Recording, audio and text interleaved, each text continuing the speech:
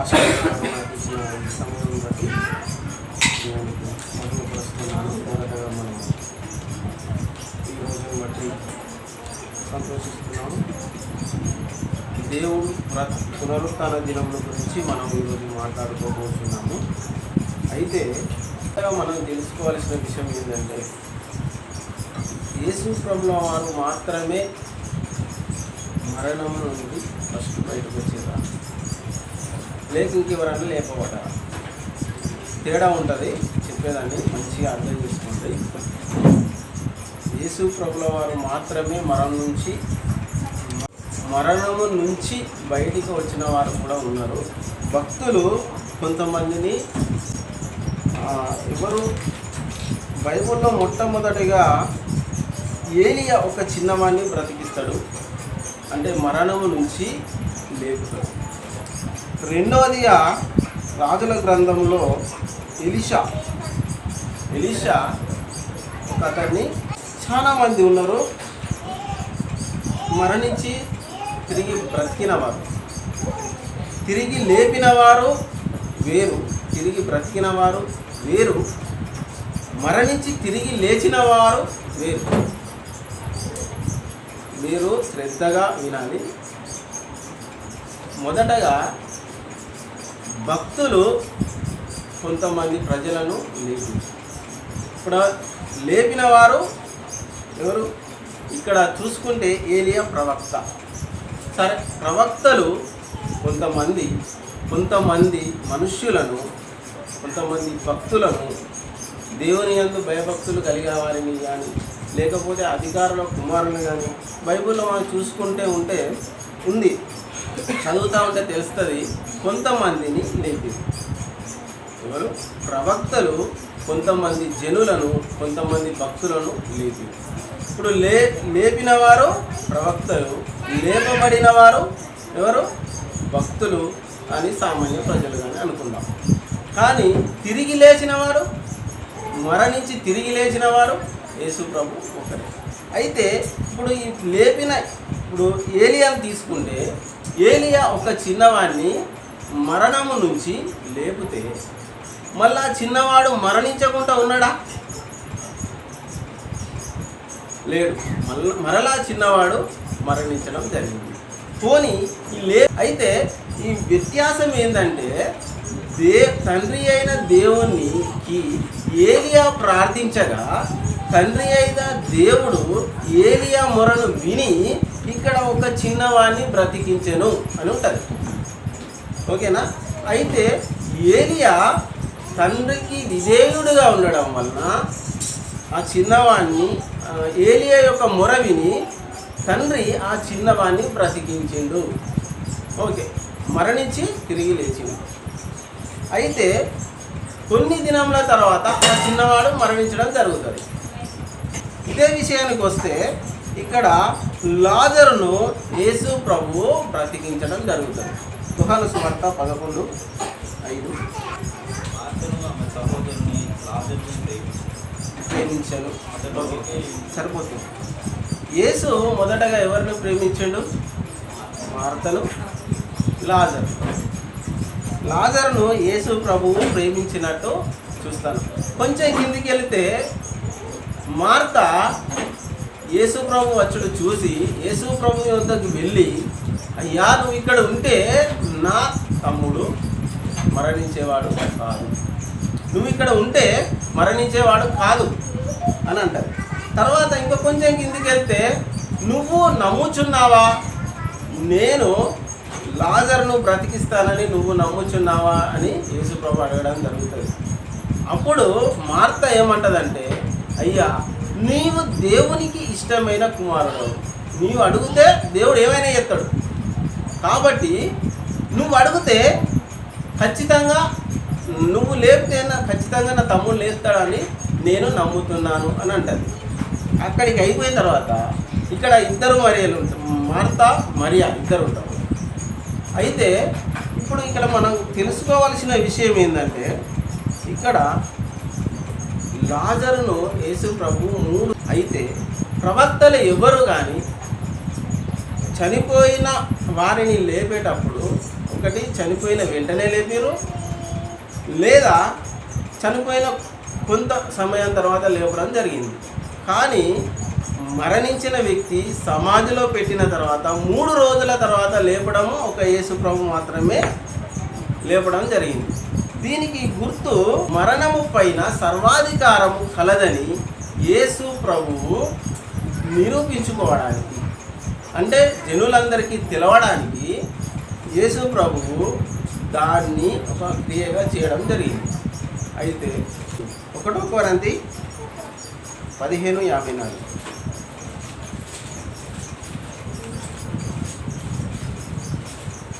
విషయమైనది అక్షయతను ధరించుకున్నప్పుడు, మధ్యమైనది అమర్త్యను ధరించుకున్నప్పుడు విజయమందు మరణము నింపివేయబడేది అని రాయబడిన వాక్యం నెరవేరు.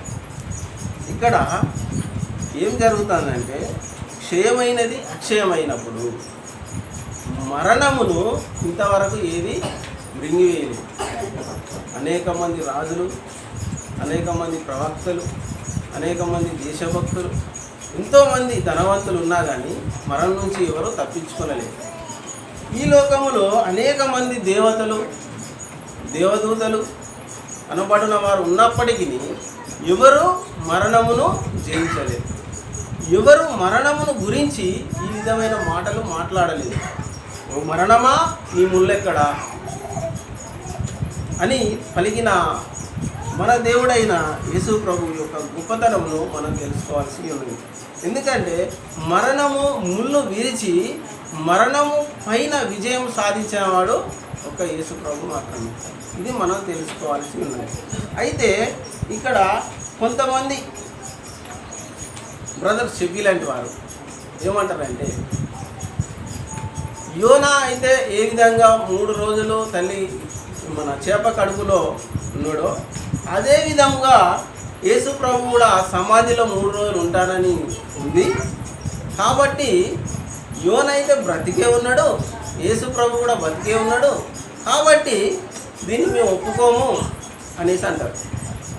అయితే ఇక్కడ మరణించకపోతే కనుక, యేసు ప్రభువు మరణించకపోతే కనుక మనము నమ్మే ఈ నమ్మకము వ్యర్థం. కాబట్టి ప్రవచనాలు చాలా ఉన్నాయి దీనికోసము. ఏమని ఉందంటే బైబిల్లో,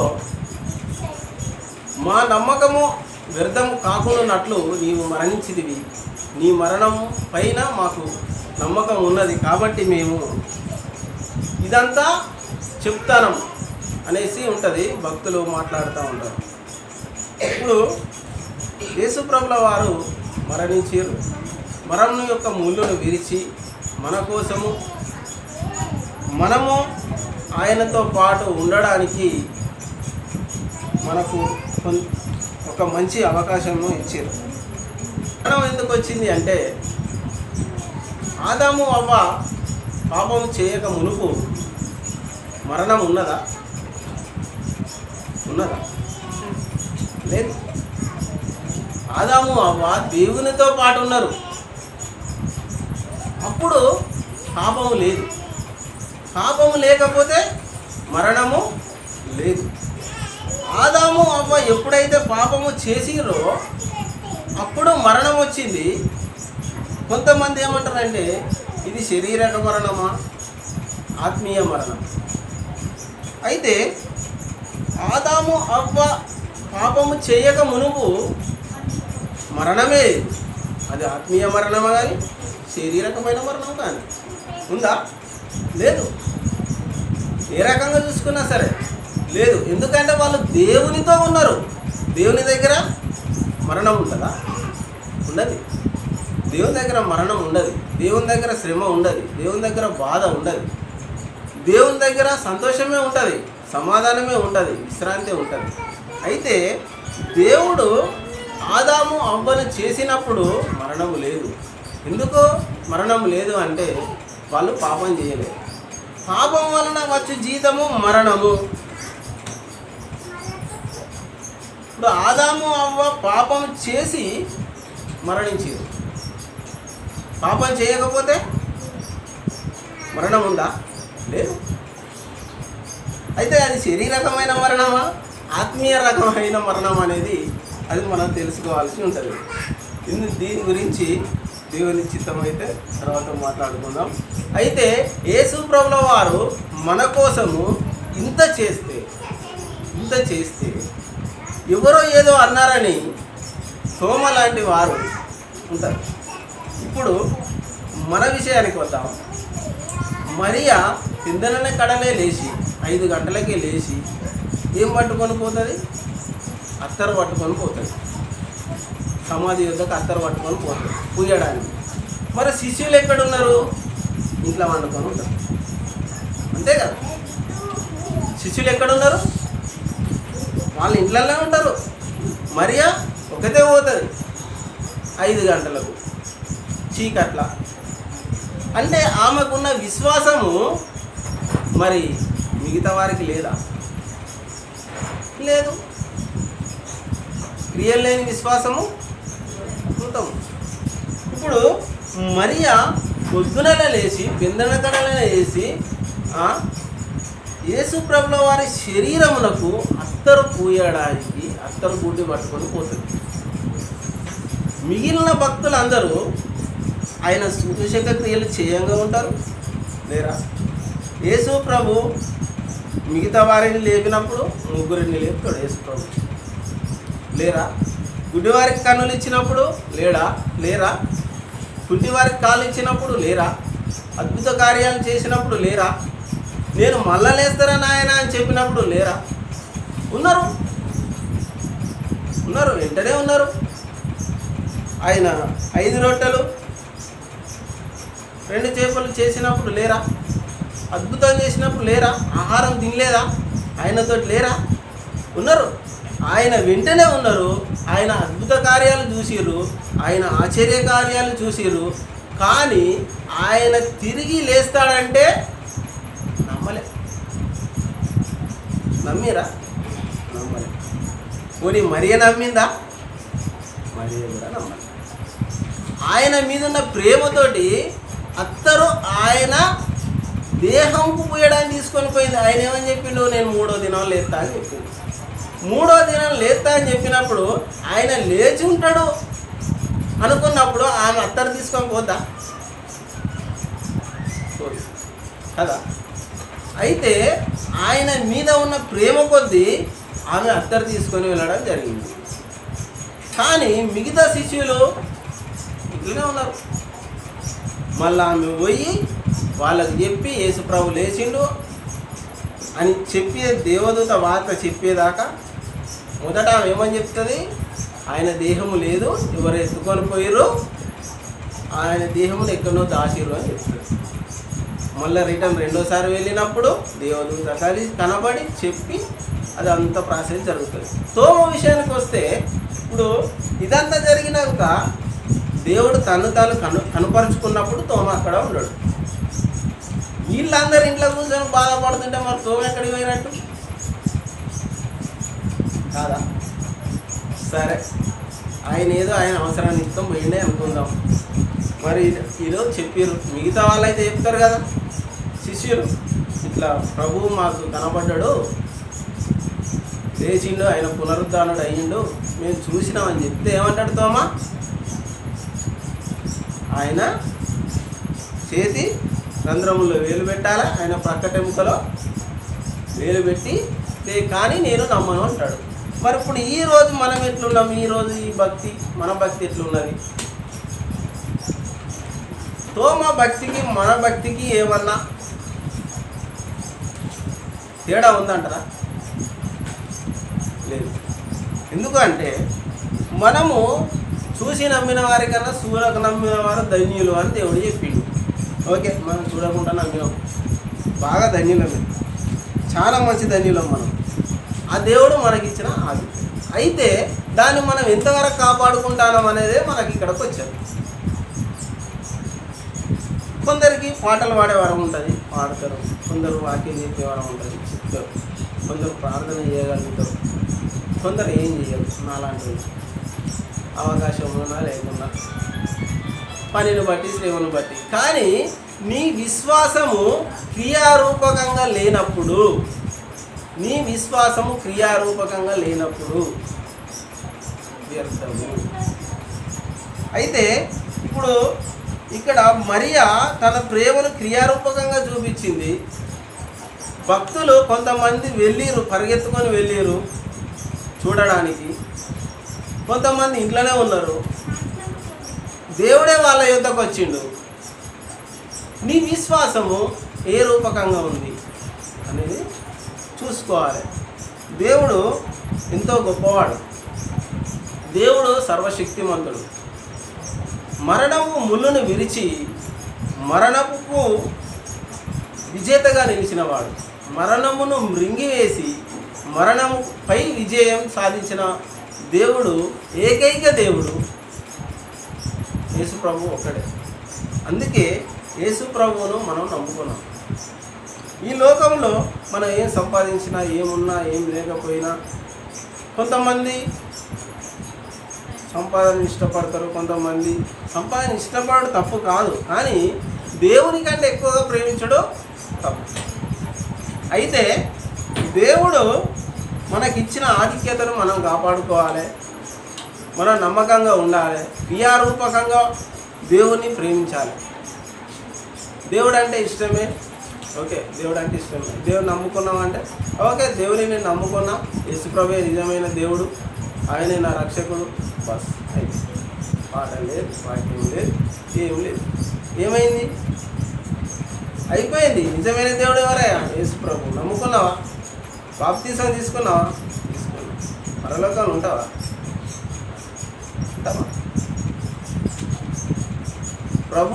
ప్రభువా అనే ప్రతివాడు పరలోక రాజ్యంలో ప్రవేశించాడు. నీ నామంలో నేను దయ్యములు వెళ్ళగొట్టలేదా? మనం ప్రార్థన చేస్తే మన తలనొప్పే పోతుంది, పక్కన దయ్యం పోతుంది. మనం పరలోకంలో ఉంటావా కదా? అయితే నువ్వు దేవునితో ఎంత అనుసంధానమై ఉన్నావు అనే దాని మీదనే నీ యొక్క భక్తి ఆధారపడి ఉంటుంది. నువ్వు దేవుణ్ణి ఎంత ప్రేమిస్తున్నావు అనే దాని మీదనే నీ భక్తి ఆధారపడి ఉంటుంది. మనము జీవితంలో ఎన్ని చేసినా, ఏం చేసినా, ఏదేమైనప్పటికీ నీ భక్తి అనేది చాలా గొప్పది. అన్నింటికన్నా ముఖ్యమైనది భక్తియే. కాబట్టి నీ భక్తిని నువ్వు కాపాడుకోవాలి. దేవుడు మన కోసం ఎంతో త్యాగం చేసిండు. తిరిగి లేచిన తర్వాత కూడా శిష్యులు మాట ఉంటుంది, ఆయన యుద్ధకు వచ్చి ప్రభువు కనపరుచుకొని ప్రకటించమన్నప్పుడు కూడా శిష్యులు భయపడుతూనే ఉంటారు. ప్రభువులో తెలుసా? మీరు చదువుతూ ఉంటే మీకు అర్థమవుతుంది. కిందికి ప్రభువు తన ఆత్మను వారిపై కుమ్మరించినప్పుడు అప్పుడు వాళ్ళు స్వార్థకి వెళ్తారు. వారి దాకా వాళ్ళు భయపడుతూనే ఉంటారు. అంటే చేసిన చూసేక క్రియలు, విన్నవి, చూసినవి, చేసినవి, దగ్గరుండి పక్కనుండి అంతా కదా. మరి అట్లాంటప్పుడు నీ విశ్వాసము మళ్ళా దేవుని పరిశుద్ధాత్మ ద్వారా వాళ్ళు ప్రేరేపింపబడి సేవ చేయడం జరిగింది. అయితే మనము కూడా దేవుని నమ్ముకున్నాము. మన జీవితం కూడా దేవునికి ఇష్టమైనదిగా, క్రియారూపకంగా ఉండేదిగా ఉండాలని నేను ఈరోజు దేవుని నామం పేరిట మీకు మనం చేస్తూ ఉన్నాను. దేవుడు ఈ అవకాశం ఇచ్చినందుకు అనాథ తెలియజేస్తున్నాను. చిన్ని ప్రార్థన చేసుకున్నాం. పరలోకమందున్న తండ్రి, ఈ నామం బట్టి దేవా మీకు